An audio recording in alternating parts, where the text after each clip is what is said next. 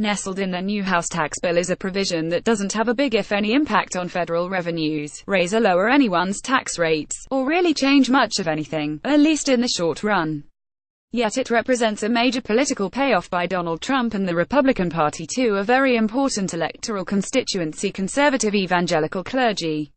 It would repeal the Johnson Amendment, the 1954 law sponsored by then-Senator Lyndon Johnson, who was angry at a right-wing nonprofit group that was attacking him in Texas that prohibits tax-exempt charitable organizations, including churches, from such partisan electioneering activities as endorsing candidates. The Johnson Amendment is rarely enforced, and is thus something of a phantom threat.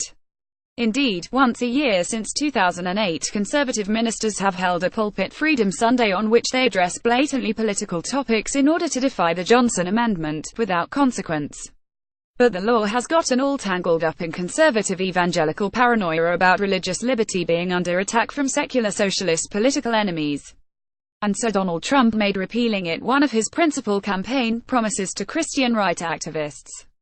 It was even included in the 2016 Republican platform. In his first speech as president to a distinctly religious audience, he amped up the rhetoric, promising to destroy the Johnson Amendment, something actually not within his power. But it is within Congress power, which is how it wound up in this tax bill. It's an almost entirely symbolic gesture so long as the IRS continues to give churches and other tax-exempt organizations that violate the Johnson Amendment a wide berth.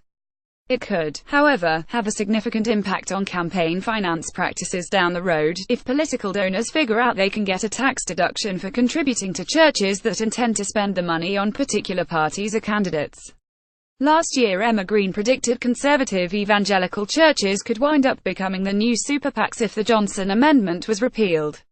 For now, though, the drive to repeal the Johnson Amendment is most notably an example of Donald Trump's transactional relationship with the Christian right and with white conservative evangelical voters.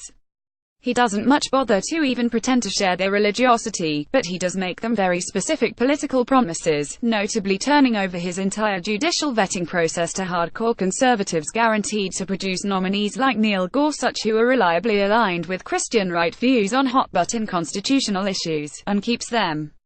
So repealing the Johnson Amendment is just another layer of concrete in the foundation of trust between this heathenish president and his loyal conservative Christian flock.